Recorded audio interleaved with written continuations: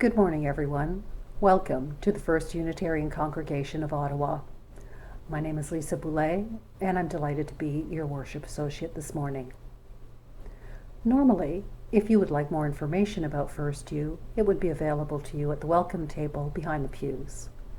However, with the FirstU building being closed because of the COVID-19 virus, you may instead contact us via email at welcome@firstunitarianottawa.ca. I repeat, for more information, please contact us at welcome@firstunitarianottawa.ca.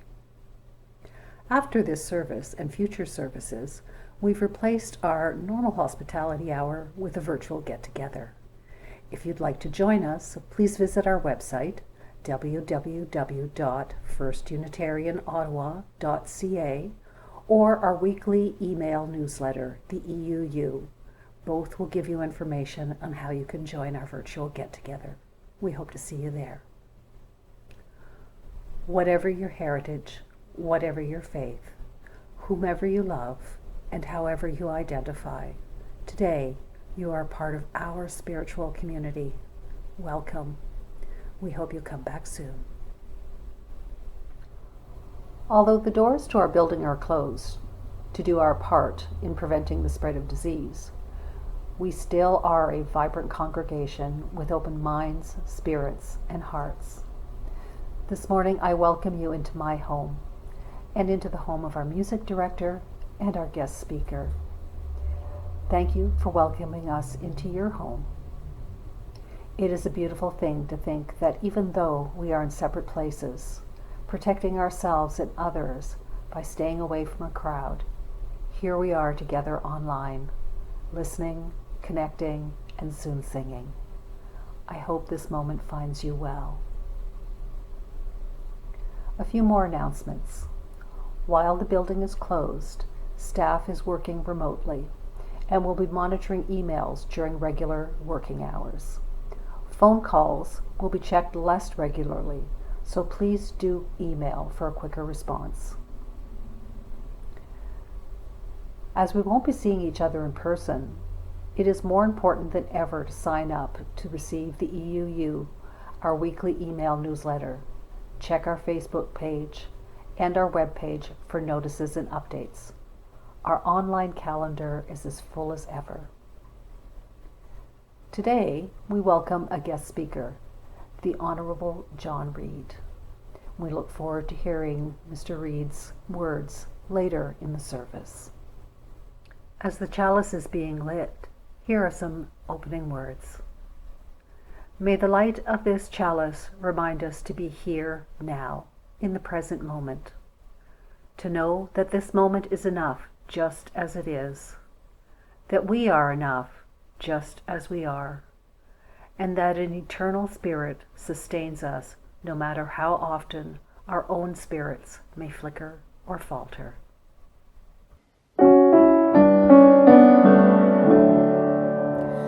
Chalice, chalice, burning bright, help remind us with your light of how we'd like to live each day, with love and truth helping lead the way.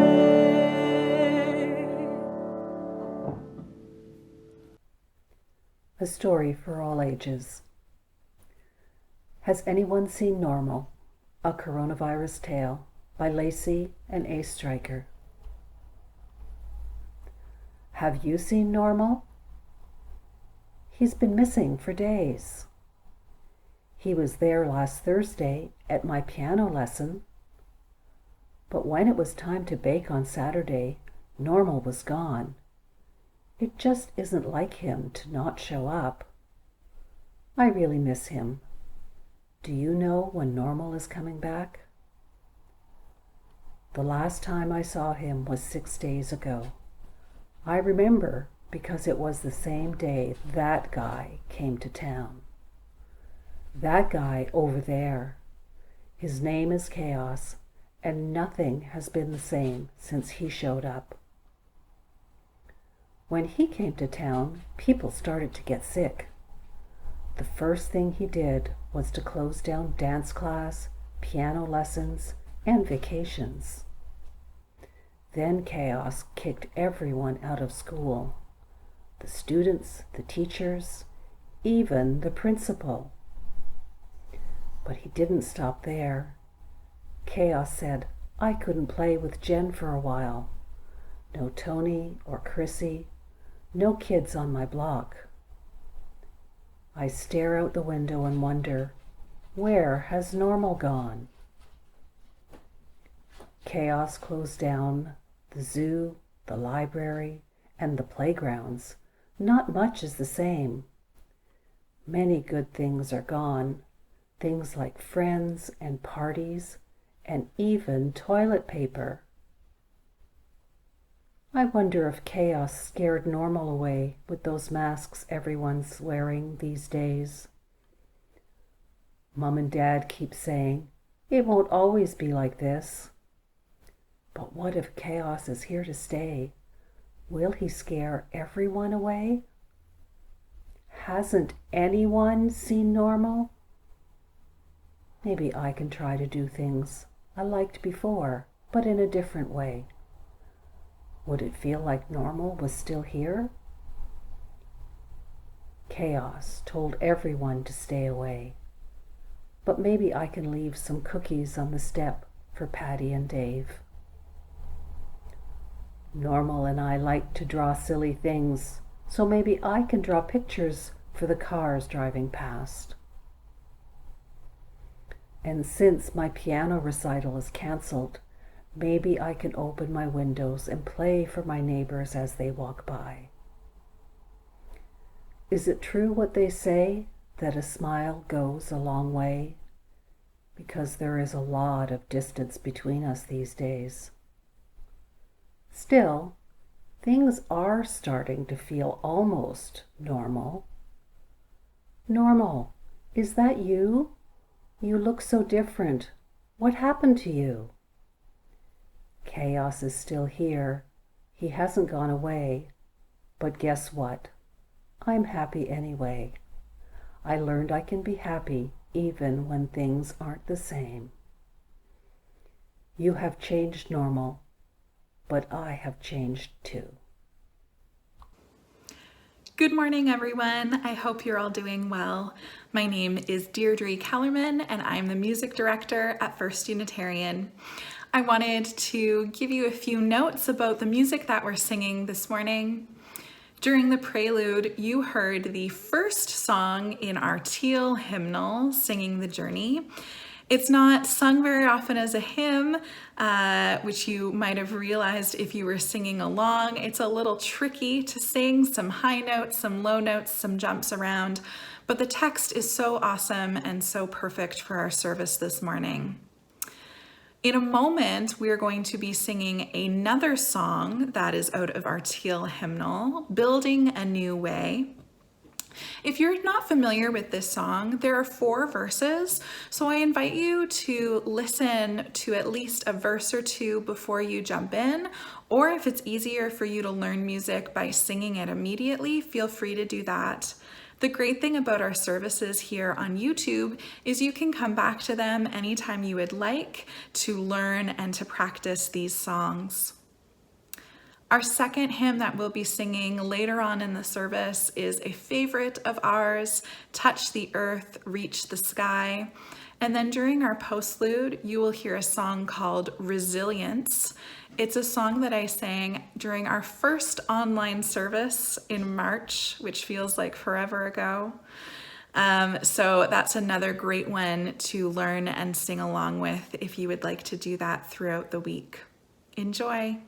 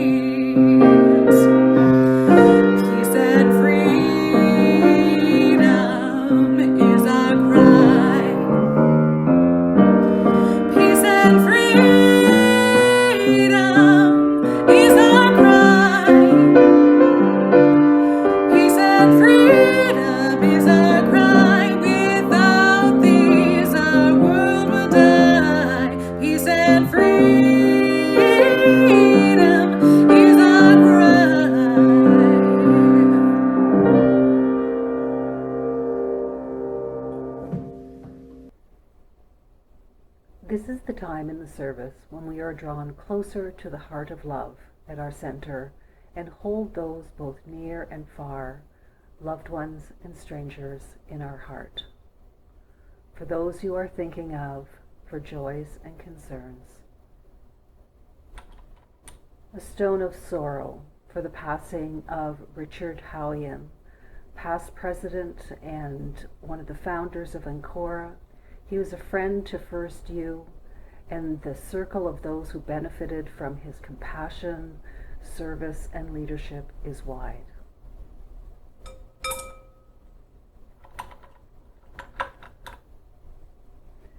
A stone of joy for Suzanne.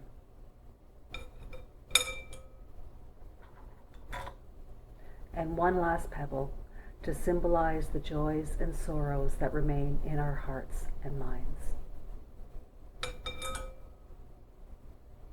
Let us share a moment of stillness.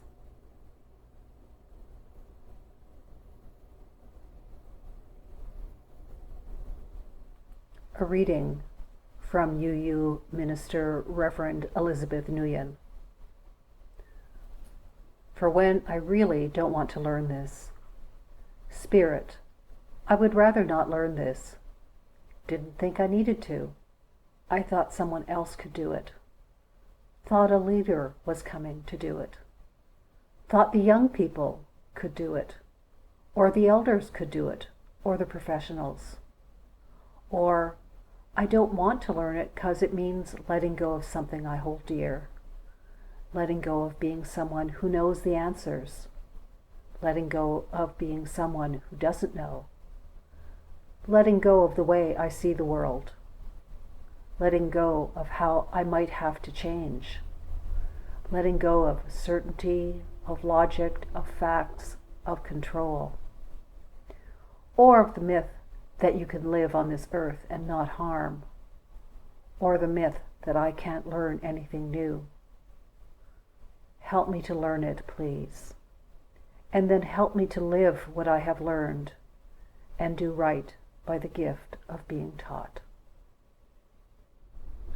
This morning, we have a guest speaker, the Honourable John Reid.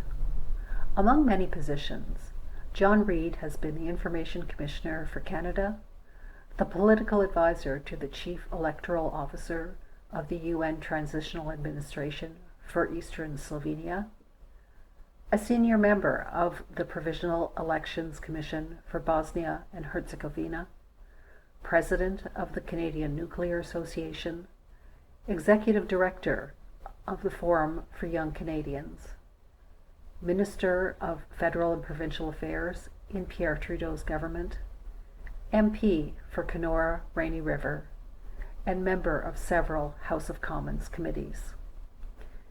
He has often been asked to speak and advise governments on infrastructures and processes for a functioning democracy, as well as advise on establishing meaningful access for information systems. Welcome, and thank you, John, for doing this presentation this morning. Every year, the U.S. intelligence community releases a number of threat assessments, and appropriate hearings are held on their findings by the U.S. Congress.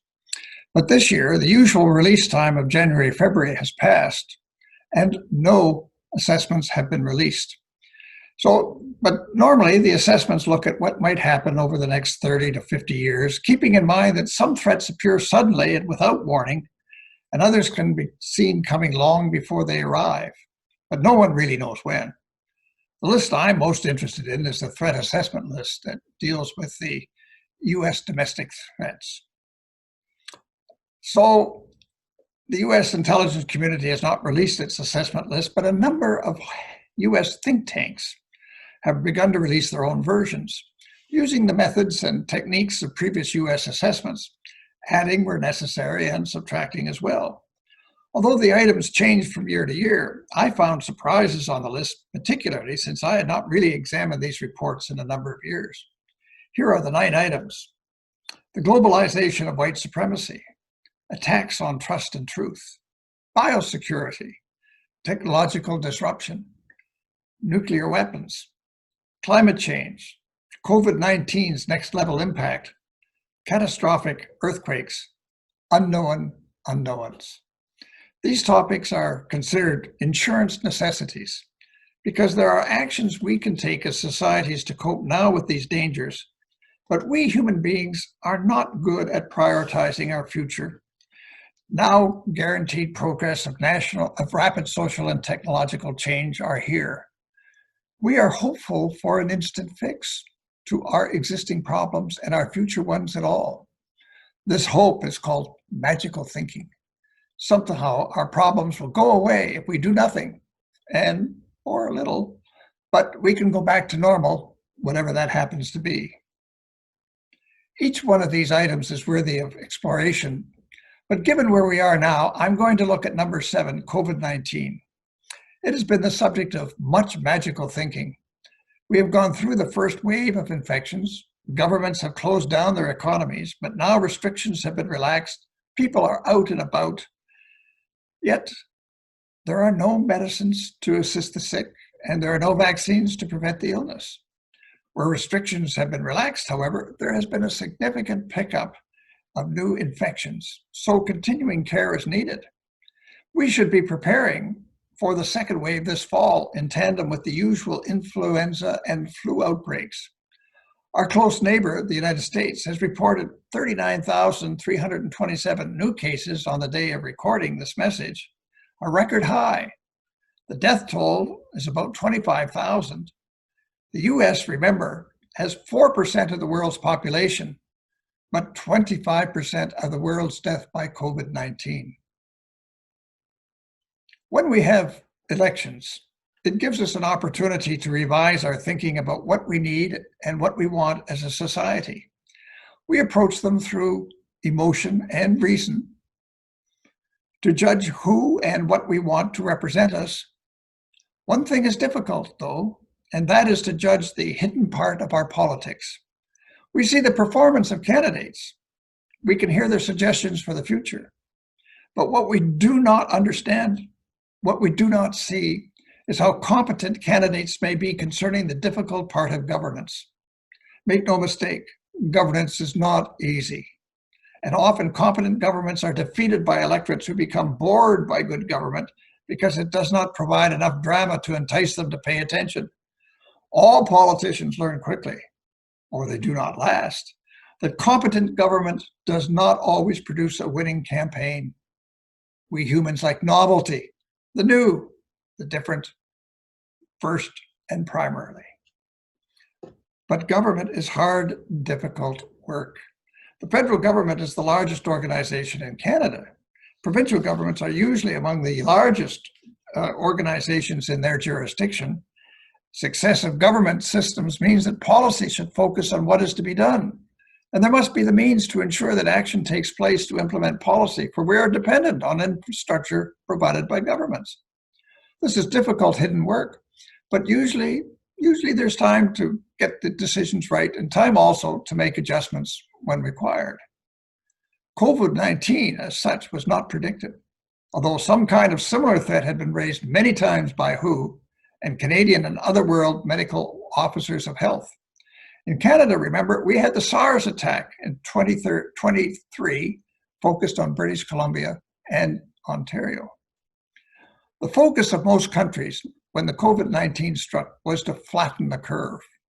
That is, to get the infections under control so as not to overwhelm the medical systems and their suppliers. There was more than sufficient time.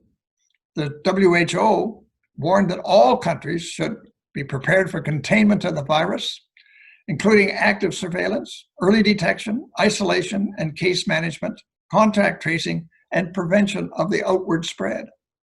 It was a big story then. China had announced that the virus was transmitted by humans and had begun to lock down the apparent source of the virus, Wuhan, in Hubei province. China also released the first genome of the virus on the 11th of January, 2020. Now we have celebrated 100 days of lockdown since the World Health Organization described the outbreak as a pandemic. In North America, we idly watched the future unfold in Europe. It was not pretty, but North Americans were slow to act, and in Canada, the lead was taken by British Columbia. Ontario and British Columbia had been the centers of the SARS outbreak in 2003. A proper report after was commissioned. Government set up organizations to deal with the situation, as there were many warnings that this was not a unique event. BC was the only province to take matters seriously over time. The Canadian government established an organization to monitor and to provide support to the provinces who are fundamentally responsible for health and health services in Canada. Ontario, Quebec, and the Canadian governments were not prepared, even though the playbook had been written. Public health officials had been warned about the possibility of another outbreak, but only British Columbia followed the playbook. Ontario, especially Toronto, had been the hotspot for SARS in 2003, but the province preferred to underfund and then dismiss the existing highly competent leadership in place. Doing insurance to protect against the unknown was not on our provincial political agenda. I was in Florida playing golf when the Prime Minister announced that Canadians should come home quickly on the 10th of March. And we did. And we were happy we did as we monitored what went on in Florida and in the United States. Essentially, the Canadian plan was to self-isolate, to keep away from anyone who was infected, and to take the pressure off the medical system. The federal government then began a program of income support, moving it out very quickly without the usual thick volumes of limitations. But provincially, there was little or no equipment for hospital medical staff or for people working in seniors' residence at the beginning.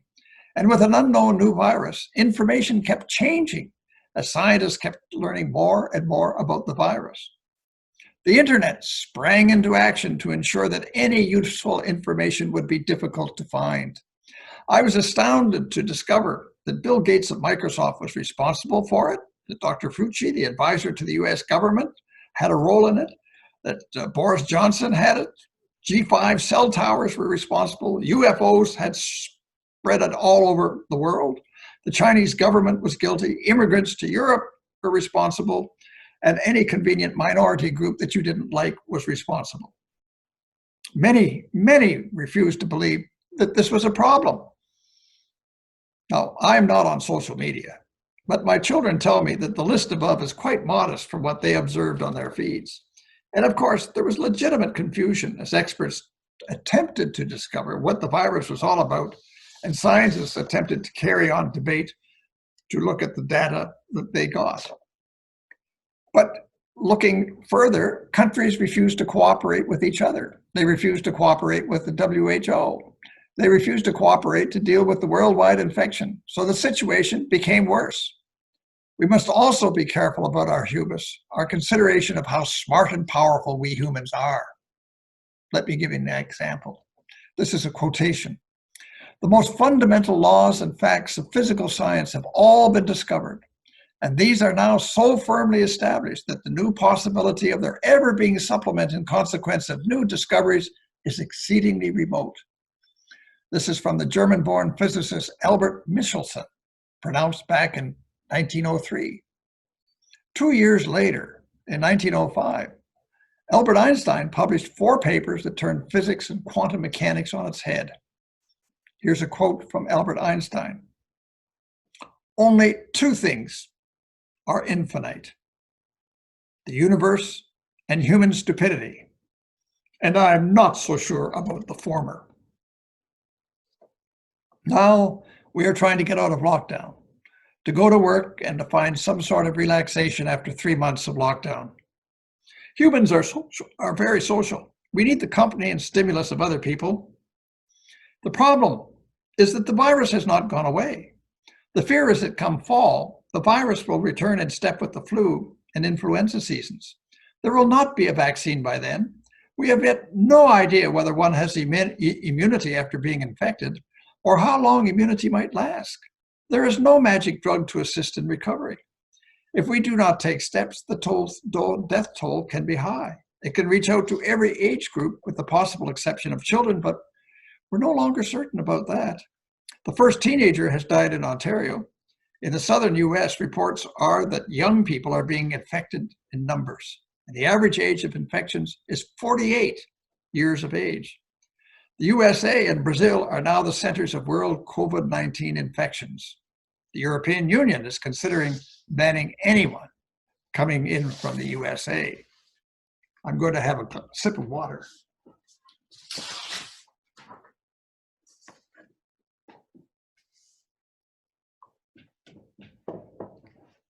Now, there are 3 great events that destabilize societies. They are war, economic collapse, and pestilence.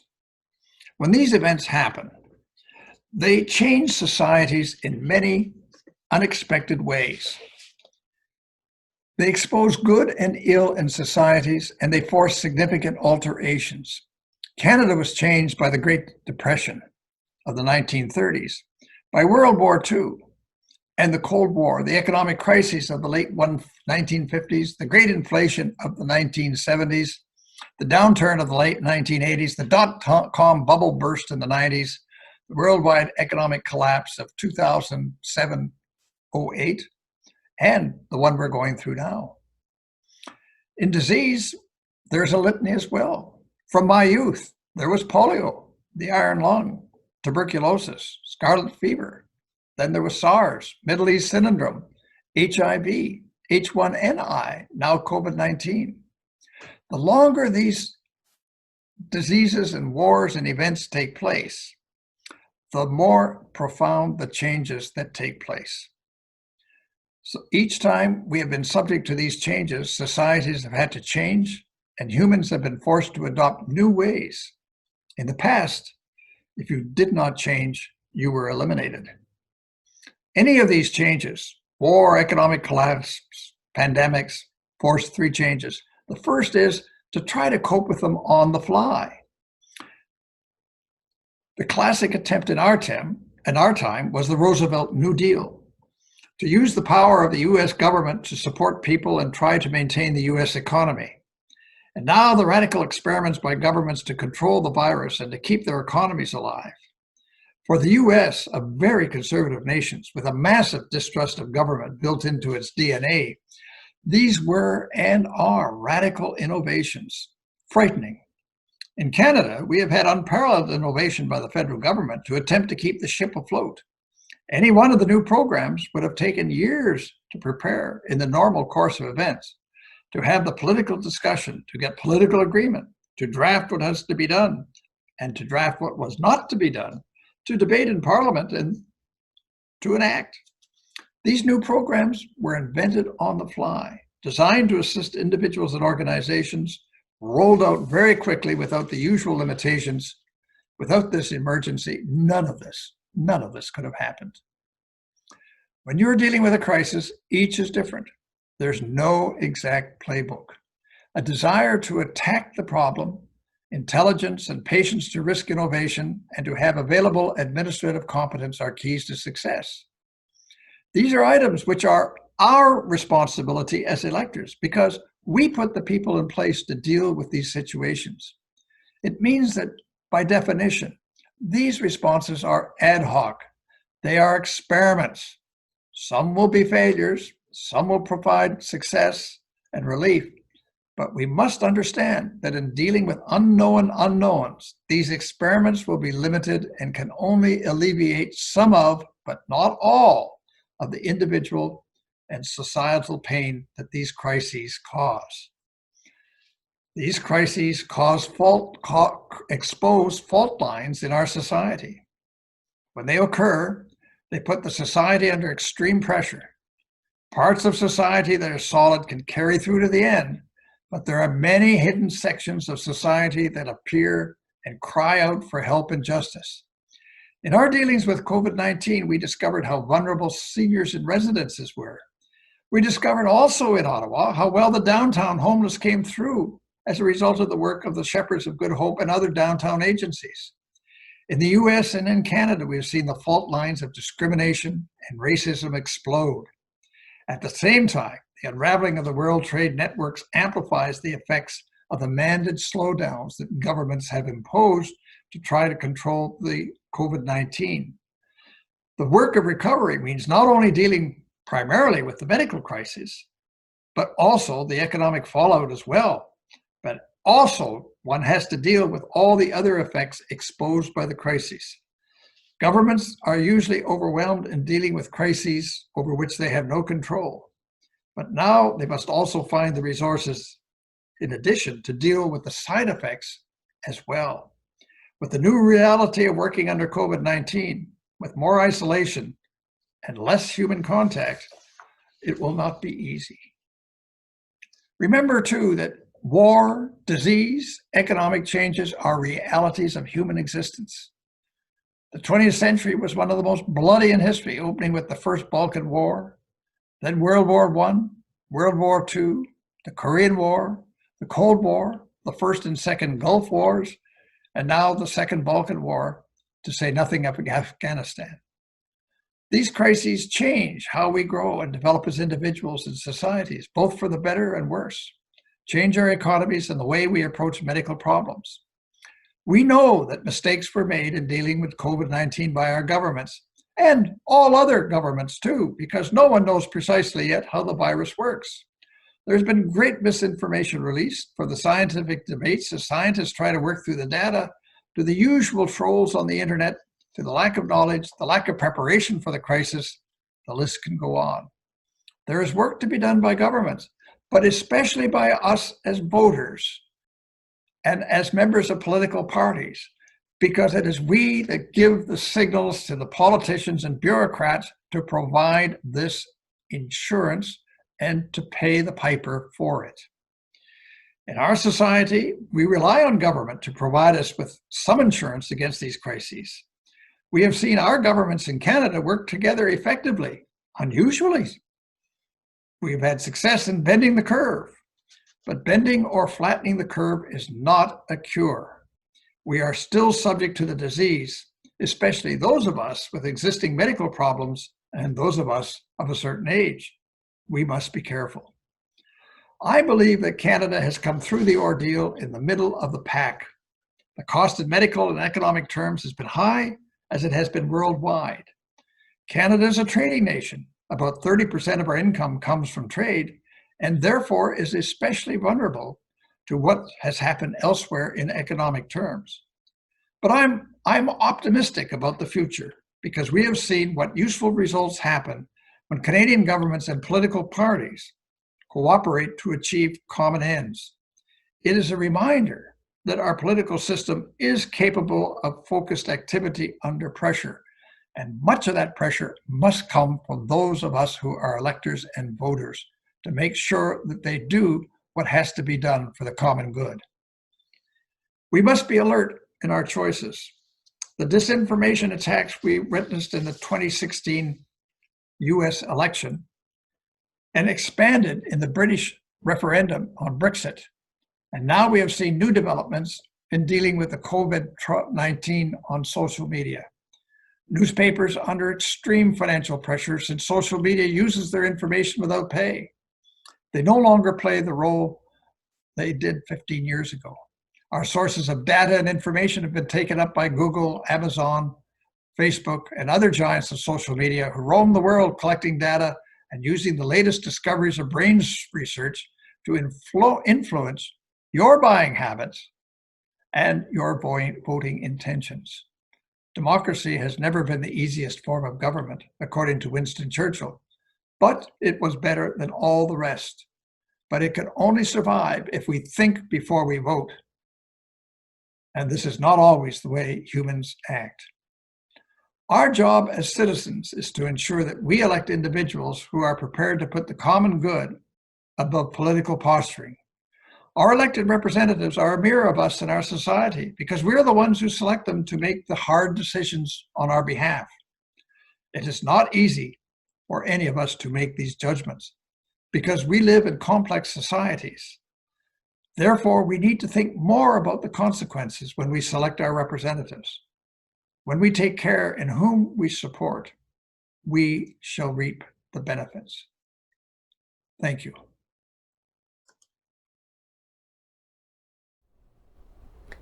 This is the time in our service when we usually accept the offering.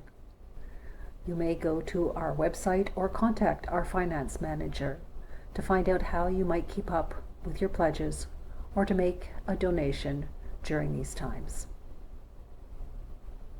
We give these gifts freely. We accept these gifts gratefully.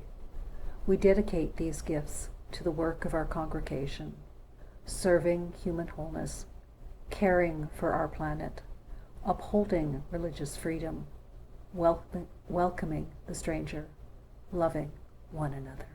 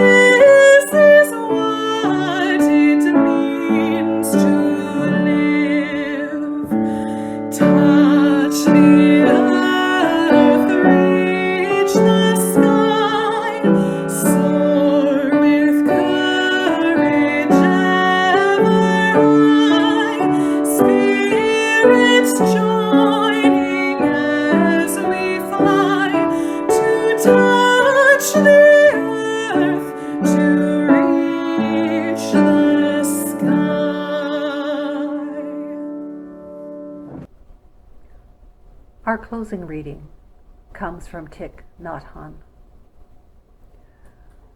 The way is not of turning away from the world, but of overcoming it through growing toward knowledge, through active love towards one's fellow beings, through inner participation in the joys and sufferings of others, and equanimity with regards to one's own well and woe. May we strive more and more to turn towards life, particularly towards that which we would rather turn away from.